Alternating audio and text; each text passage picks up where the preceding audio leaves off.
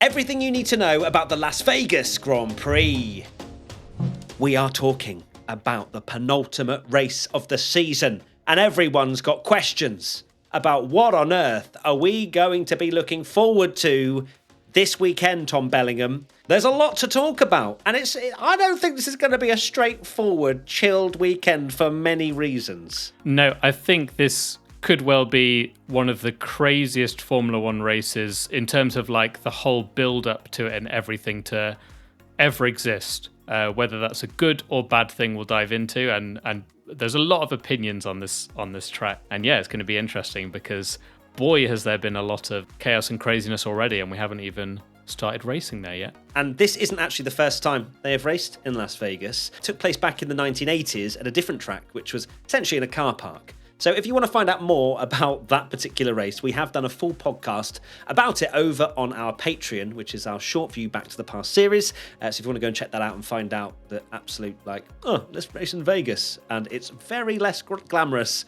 than what they've got in 2023. If you sign up to our Patreon, you support this channel, and you'll get access to that exclusive podcast series, ad-free podcasts, access to the private Discord, early access to events, and much, much more. Right, let's start, I think, at the very beginning, Tommy, about how this circuit actually came about. So in March 2022, it was announced that Las Vegas would host a Grand Prix in November 2023 down the Vegas Strip. Now, I don't know about you, Tommy, but when I heard this, my first reaction was one word: how? Yes. Yeah, very much so. Actually, thinking about this now, like March 2022, obviously that's off the back of one of, if not the most insane Formula One seasons we've ever had, going into this new era of cars. And it's like, well, new era, like F1's absolutely booming after this amazing season. It's like, we're going to race in Vegas. This is going to be absolutely incredible. And it definitely was a case of like, how is that going to work? Oh God, March 2022, what a throwback. That was when we thought the cars were the greatest thing since sliced bread and that they could all follow each other. And that was the sort of time, wasn't it, with Charles and Max battling in Baku and Charles actually winning a race. Leading the championship by Australia, a mile. By 43 points over Max Verstappen. That was good times, wasn't it? So in February 2023, so this is this year, before they've had a race, they're confirming a 10-year deal, which means that they'll be able to host the race and essentially close the Vegas Strip. Now, there has been a lot of chatter about Vegas and Formula One and the absolute carnage that has unfolded since they've started to build it. This isn't a case of Monaco where they just whack up a few pit buildings, they cause a bit of congestion for a few weeks, and then it's, we're done.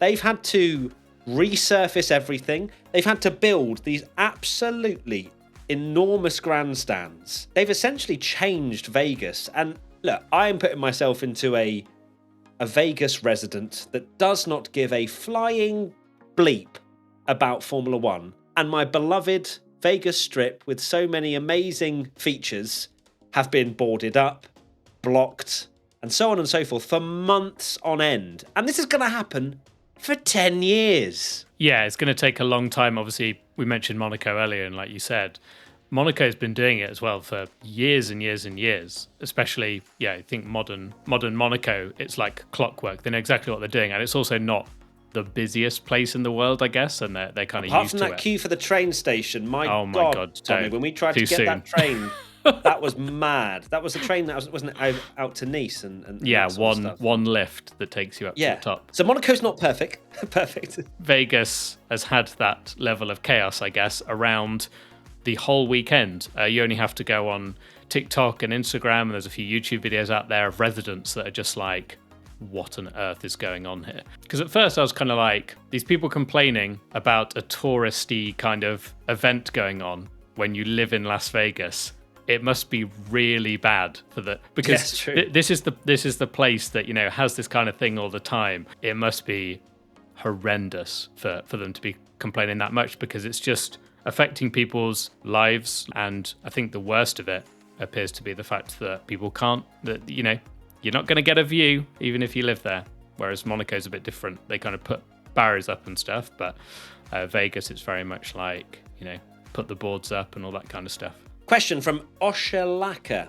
If F1 truly cared about gaining the American audience, then why put up the barriers to obstruct the view from businesses? I understand more profit, but it doesn't help bring in a non-racing or even casual watcher. I completely agree. Of course, Formula One is a business. They're going to try and utilize as much as they possibly can, especially from this, because they have paid to put this on. Although I was watching another YouTube video around this whole Vegas thing and a bit of research on it, and F1 applied for Las Vegas themselves to cough up a huge amount of money to essentially help host the Grand Prix. I think you may have watched the same video I did. It's very much worth a watch. And so you can't even say like, oh, F1's just put every penny into this. They've been trying to save money everywhere they can.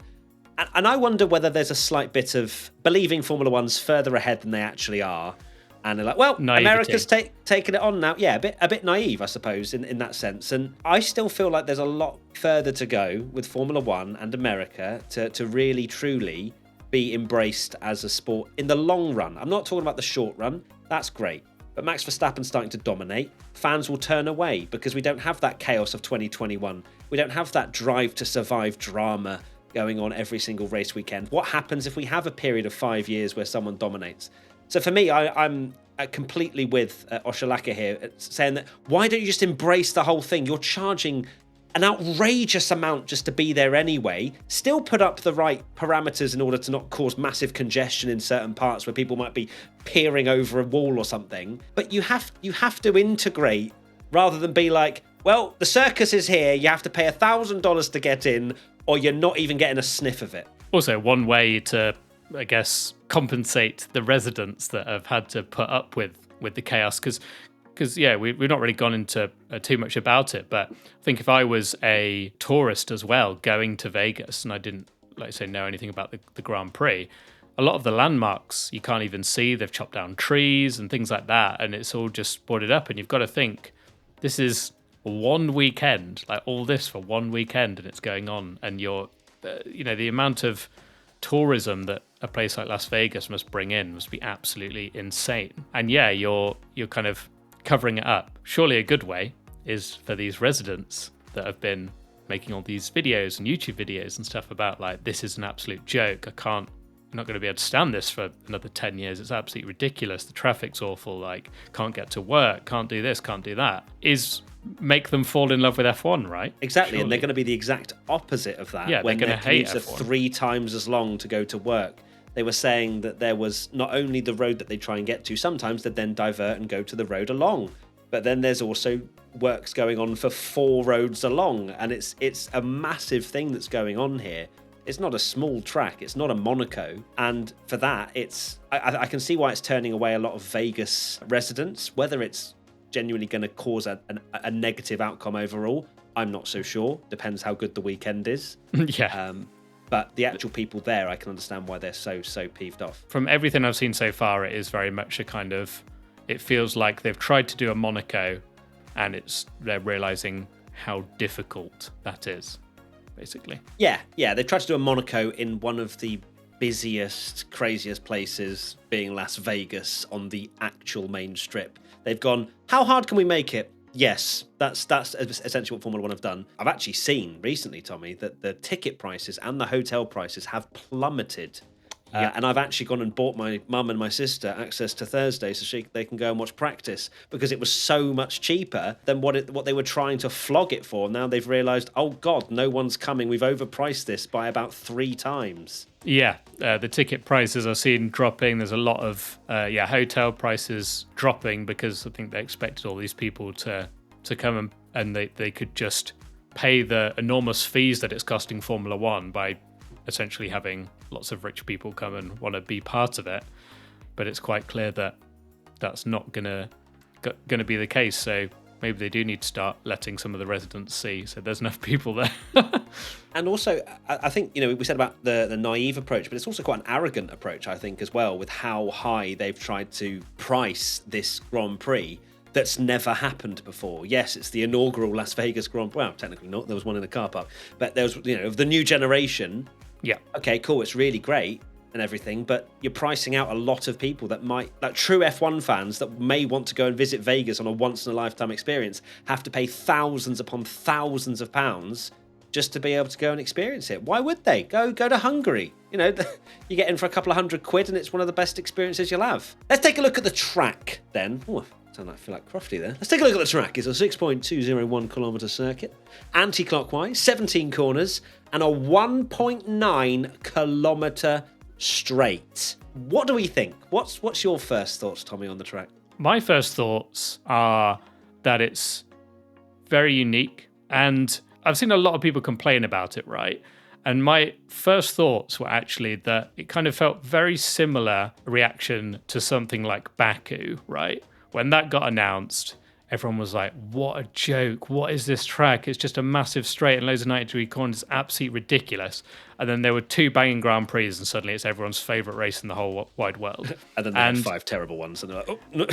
But for some reason, people still forget about the terrible ones. And they're like, yeah, Baku's crazy, isn't it? It's absolutely mad. And we F1 fans are a fickle bunch, let's be honest. Because if this produces absolute crazy chaos, exciting best race of the year, we'll be loving it. We won't care, like, for all the millions and billions of dollars spent. We won't even care that it's down the strip. We'll just want an exciting, crazy race. And if it delivers that, we could end up getting to the point where we're like, oh yes, it's Vegas next. That's always absolutely bonkers. That's how I kind of was my first thoughts, that everyone's roasting it. But it was exactly the same reaction to Baku. When I look at the track map, this isn't just because we're going, because we could be going and be thinking, well, this track could be terrible. I think this track could breed carnage. I genuinely do. There are 2 massive straights leading into very heavy braking zones, and you also got a small little straight after turn 4 as well. On paper, it looks all right. I think it's a bit awkward in some areas. 6, 7, 8, 9 feels like quite an awkward little segment of the track, but of course, they are literally trying to race around Las Vegas, so it's not like they've chosen these exact degree of corners. But I genuinely think there is something here. There some bits feel a little bit like Miami in some ways when I was driving the track as well. But yeah, I on first thoughts and first look, I think it could be all right, but it really depends on the other factors, but we'll get into that very shortly. The form book, everything I've read, the form book is going out the window with how this race is going to be, because I Tommy, cannot see this. You're getting me excited. It's going to be chaos. I can't see how it's not going to be chaos with everything that's going on, the circuit layout, the weather, everything. So, yeah, excited to see how it happens. And with the track layout, you mentioned as well, maybe this is just the COVID calendar that we had, but it has made me, because we always roast new tracks. Formula One fans, you see a track map and you're like, oh, what's that? It looks like Spider Pig or whatever, and all this kind of stuff. But it does. It does. It's a pig on the ceiling. Yeah, it's upside down. It's a pig upside down. I am looking forward to a new track. It adds something new, like a bit of spice, and I think there is something to be said about us going to the same venues again and again and again. And when you do get a new track, it is something exciting. Whether it's going to be good or not, we'll see. But it's that unknown. It's that kind of, you get to watch practice and you don't know what the track looks like, and you're learning it in practice and things like that. I really enjoy that. So that is an element that I'm really looking forward to. Just something new. So you're telling me you're going to enjoy FP1, Tommy? I will. I'll be there no matter what. Tuning in, literally. There with your head out the window. Love it. Right, let's get on to the big talking point then. This is something that we both believe is going to cause absolute carnage for this Las Vegas Grand Prix, and that is the weather. And of course, mixing with that, the time of day. Of course, it's a night race. It is, 10 p.m. start time. It is expected to be between 5 to 10 degrees, which is 41 to 50 Fahrenheit, when the race happens, and when the other sessions happen, and when the qualifying happens. It's absolutely insane. Nadia Bunny 88 comes in with a question: how much do we think the temperature is going to cause chaos? I am of the opinion, and that is why Tommy has said about the form book, that this is going to throw all things out the window. This isn't just purely, I'm not just I should just say it's going to be terribly boring, shouldn't I should learn from my predictions here, but it should this is Formula One cars aren't meant to run in 5 to 10 degree temperatures. The tyres aren't meant to run at 5 to 10 degree temperatures. We're going to see a completely different weekend where the drivers are going to be struggling with just getting tyre temperature in there. The tyres are going to react differently in terms of how they wear. When we look back to maybe the 2020 Eiffel GP, where that was through COVID and it the whole snowed calendar during that was going FP1, on, wasn't it? Yeah, and it was really, really cold. And the drivers back then were saying that the tyres will have a massive risk of graining because you're going to be pushing too hard too soon on the tyres when they're too cold.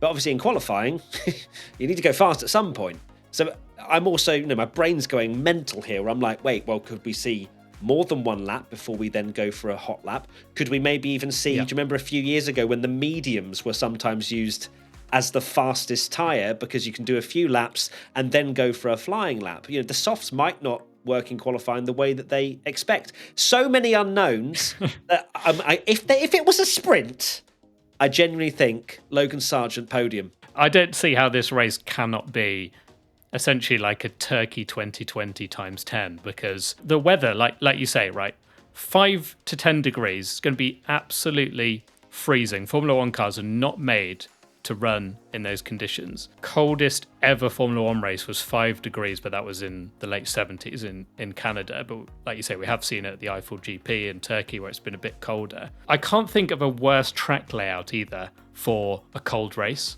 And I think that's what is more, because high-speed corners warm up the tyres. And this is always a problem in the hot races, that you're trying to cool your tyres down and you ease off into high-speed corners and things. There are no real high-speed corners to warm the tyres up.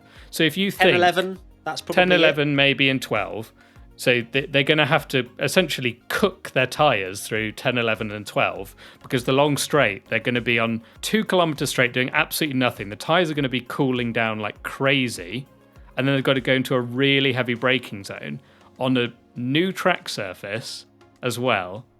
And let's not forget, not just the tyres, the brakes as well. The brakes are going to be freezing, which means spotting your braking point could be different lap after lap as you generate some heat into those brakes. It could feel like almost like a wet race if it's not even raining, because they're just going to have no grip. Dare I say that, as long as it's all, a safe race and everything, they are the kind of races I love, because while we want to see Formula One cars go fast, the entertaining ones are always the ones where they struggle for some kind of grip, because it means there's mistakes and there's different lines through different corners and things like that. So this is going to be crazy. Yeah, and I think that all of these things are just going to be so interesting to see how teams go about it. I think they're going to be, very much thanking the Lord for 3 practice sessions this weekend, so they can at least do their programs and figure out what the best way is to go. And also, I've heard that maybe Friday, Saturday, it could be raining, which, my God. If they have a washout in practice and they don't get relevant running, the race will be absolute chaos. Genuinely, will there even be enough finishers to score points? I think we've done our bad thing, Tommy, and set so many high expectations right now. But we're going with it. It's going to be a great weekend. I think the unknown is genuinely exciting, though. I think that's what a lot of stuff's wrapped up, and this is what the end of the season needs: something new and unknown. And I think that is, despite all the complaints. I'm not going to sit here and pretend it looks like the greatest track layout of all time and it's not really chaotic build-up and all this kind of stuff, but it is exciting to have a new race that's unknown, crazy conditions. It's going to be very interesting indeed. But yes, we will be out in Vegas, as you know. We might well be doing a meetup. That's kind of TBC at the moment. So stay tuned to our social media if you want to come and say hello to us. We might be doing something with PokerStars, which would be really cool. But yeah, as I say, just keep an eye out for that, and we will see you soon. Bye! Bye!